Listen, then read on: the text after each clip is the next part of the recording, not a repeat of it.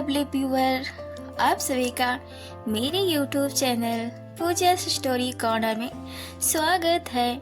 पिछले एपिसोड में हमने देखा कि राघव बच्चों को कहानी सुनाता है जिससे बच्चे सो जाते हैं। राघव कहानी के जरिए आहाना से अपने दिल की बात कहता है।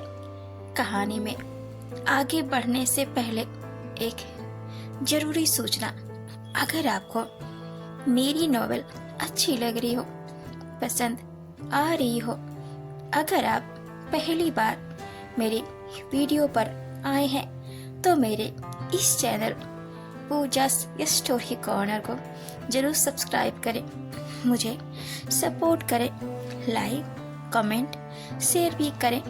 इससे मुझे मोटिवेशन मिलती है और भी कहानी और नॉवेल्स लिखने के लिए। अगर आज ये नॉवेल आप देख रहे हो तो आपको हो सकता है समझ ना आए। नॉवेल को अच्छी तरह से समझने के लिए, इस नॉवेल को अच्छी तरह से जानने के लिए आपको मेरे इस नॉवेल्स के पिछले सभी पार्ट को जरूर देखने की आवश्यकता है ताकि नॉवेल्स अच्छी तरह समझ सके। सो बढ़ते हैं बिना देरी के अपनी novels when I first meet. तो नॉवेल्स में आगे सुनते हैं। रजनी की आंख खुल जाती है और वह देखती है कि रुद्र बहुत गहरी नींद में सो रहा है। तो वह उठकर रुद्र के पास जाती है और उसके फेस पर अपने हाथ को फेरती है और बोलती है, अर्जुन, मैं तुम्हें कितना प्यार करती हूँ, मुझे तुमको बताने की जरूरत नहीं है। तुम यहाँ अच्छे से जानते हो मुझे ऐसा क्यों लगता है कि तुम मेरे नहीं हो पाओगे। मैं अपनी जान लगा दूंगी तुमको पाने के लिए, चाहे तो उसके बदले में मेरी मौत क्यों कोई मुझसे क्यों न मांग ले। मैं खुशी खुशी उसे भी कुर्बान कर दूंगी, पर तुमको किसी और का होता हुआ नहीं देख सकती हूँ। मैं खुद को जान से मार लूंगी अगर तुम मुझे कभी छोड़कर भी गए। तुमने मुझसे वादा किया है कि तुम मुझसे ही शादी करोगे और तुम मुझे छोड़कर कभी नहीं जाओगे। रजनी खिड़की के पास आती है और चांदनी रात में टिमटिमाते तारों को देखते हुए और बोलती है, मुझे रुद्र हमेशा के लिए चाहिए। फिर सोचती है कि अगर रुद्र खुद ही मेरा ना होना चाहे तो वह खुद से ही बोलती है, नहीं, ऐसा नहीं हो सकता।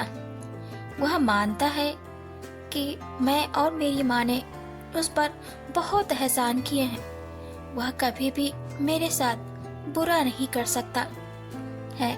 रजनी खिड़कियाँ और पर्दे खोलकर बैठी होती है जिससे बाहर चल रही ठंडी हवा रूम में फैल रही होती है, जिसकी वजह से रुद्र कांपने लगता है। तो वह हल्के से आवाज निकालता है। रजनी उसके पास आती है और देखती है रुद्र ठंड से कांप रहा होता है। तो वह समझ जाती है कि यह सब उसकी ही करतूत है। उसने खिड़की खोल दी, इसकी वजह से रुद्र को ठंड लग गई। रजनी खिड़कियां और पर्दे बंद कर दिए है।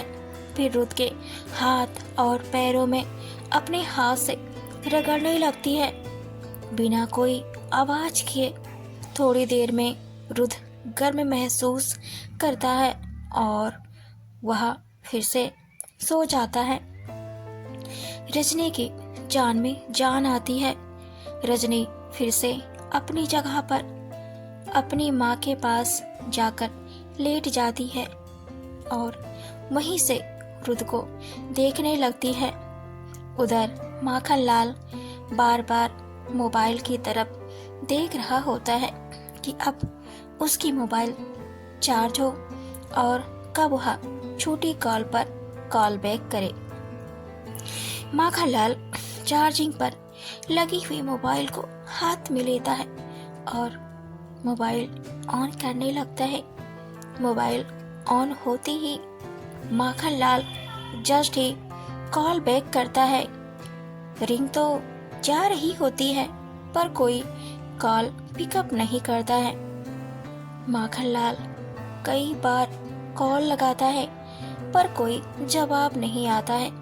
माखनलाल फिर से हार मान लेता है और रुद की याद में रोने लगता है और बिस्तर पर जा बैठता है और रुद की तस्वीर जो माखनलाल के रूम में थी, जिसके माखनलाल बड़े सहेज कर रखा होता है, माखनलाल तस्वीर के पास के टेबल से उठाता है और आंखों में आंसू लिए रुद की तस्वीर पर हाथ फेर कर रोता है। फिर उसे याद आता है कि कैसे मैं रोड पर भिखारियों के साथ रहता था, उसके साथ भीख मांगा करता था। रुद ने मुझे सड़क से उठाकर अर्श पर बैठा दिया, आज खुद पता नहीं कहाँ है। माखनलाल तस्वीर की ओर देखकर बोलता है, रुद साहब, आप कहीं भी हो कृपया करके यहाँ चले आइए। तभी माखनलाल की मोबाइल पास में टेबल पर रखी हुई रिंग करने लगती है। माखनलाल कॉल पिकअप करता है। माखनलाल देखता है वह वही नंबर है जिसको उसने कुछ देर पहले डायल किया था। माखनलाल बोलता है, हेलो। उधर से एक आदमी की आवाज आती है तो माखनलाल को पता चल जाता है कि यह आदमी रुद नहीं कोई और ही है। वह आदमी बोलता है, कौन है आप और आपने इतने सारे कॉल मेरे पास क्यों किया है? माखनलाल बोलता है, इससे ही मेरे पास कॉल आया था। वह आदमी यह बात नहीं सुन पाता है क्योंकि वह अपने बेटे के पास होता है जो ICU में है। उसका बेटा उसे बुलाता है, पापा मुझे घर ले चलो, मुझे यहाँ अच्छा नहीं लग रहा है। तो वह आदमी अपने बेटे की बातों को सुनने लगता है, जिससे माखनलाल की बात उस आदमी को सुनाई नहीं पड़ती है। वह वही आदमी होता है जिसके साथ रुद ने बात की होती है। उसकी मोबाइल लेकर ही माखनलाल के पास कॉल कर देता है। उसे बस पता नहीं कैसे उस टाइम माखनलाल का नंबर याद आ जाता है। वह किसी और की कॉल लगा रहा था। उसके सिर में दर्द हुआ। वो भूल के अपने अतीत में याद हुए नंबर जो माखनलाल का नंबर है उस पर कॉल लगा दिया। माखनलाल कॉल कट कर देता है और सोचता है, लगता है मुझे वहम हो गया है, रुद नहीं था कोई और ही है ये आदमी। मेरा रुद पता नहीं इस समय किस हाल में होगा। माखनलाल सो जाता है। अगली सुबह राघव जल्दी से उठ जाता है और आहना के पास बेड पर बैठ जाता है और बेड पर लेटी हुई आहना को राघव बड़े प्यार से देख रहा होता है। उसके गोरे चेहरे पर बालों की कुछ लटें उसके चेहरे की शोभा बढ़ा रही थी। राघव उसके चेहरे पर गिरी हुई लटों पर फूंक मारता है, जिससे उसकी जुल्फ की लट थोड़ी सी उसके चेहरे से सिरक जाती है।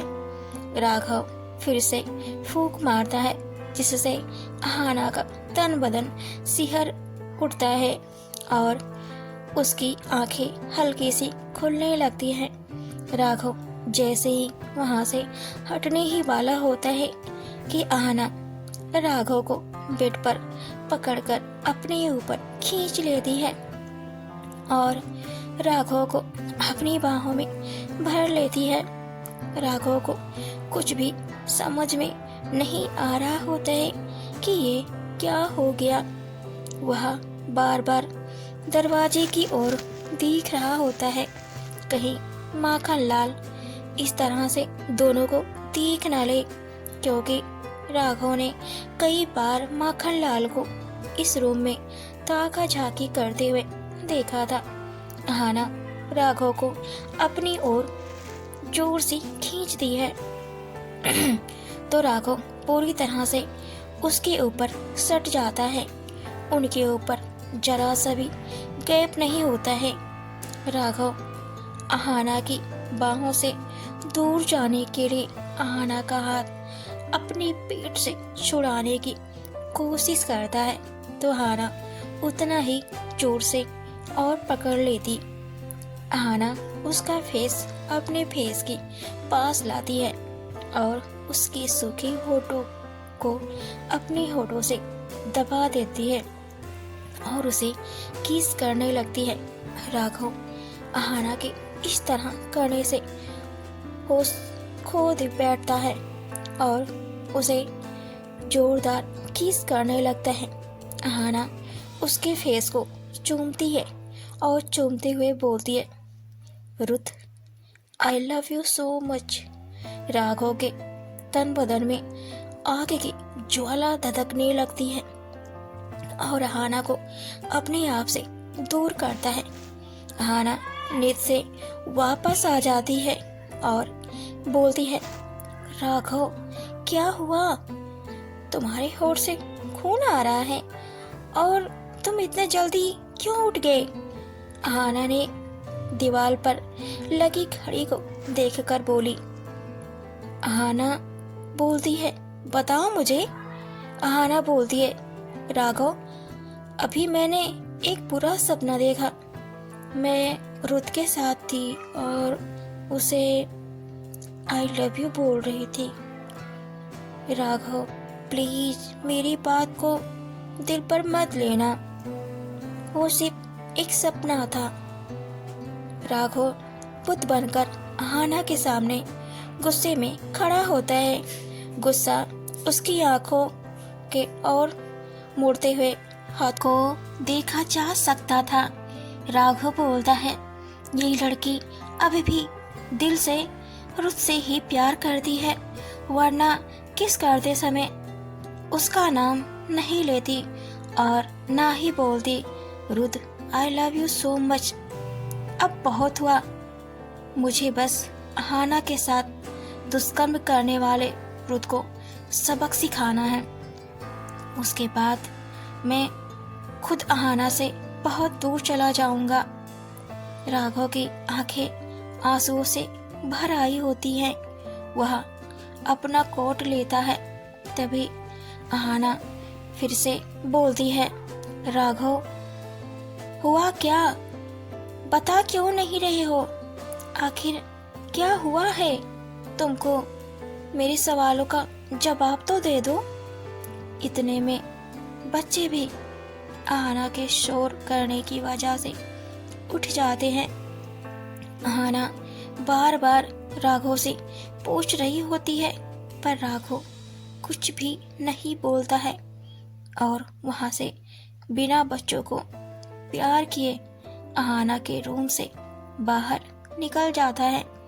बच्चे चिल्लाने और रोने लगते हैं, पापा प्लीज मत जाओ। पर राघव ना अहाना को और ना ही बच्चों को मुड़ के देखता है। इतना शोर शराबा से माखनलाल की नींद टूट जाती है। वह भी अपने रूम से बाहर आ जाता है और देखता है बच्चों को अहाना अपने पकड़े हुए है। बच्चे रो रहे होते हैं और राघव बाहर जा रहा होता है। आपको मेरी नॉवेल कैसी लगी मुझे कमेंट में ज़रूर बताएं। आगे नॉवेल में हम देखेंगे कि क्या अहाना राघव को समझा पाएगी कि वह अब राघव से प्यार करती है, या अहाना सच में अब भी रुद्र से ही प्यार करती है। रजनी की आज सगाई है, क्या रजनी की सगाई होगी या नहीं? रुद्र और अहाना की मुलाकात कब और किस हाल में होगी, तो देखते हैं नेक्स्ट एपिसोड में। तो बने रहें पूजा's स्टोरी कॉर्नर में। Thanks for watching and keep supporting.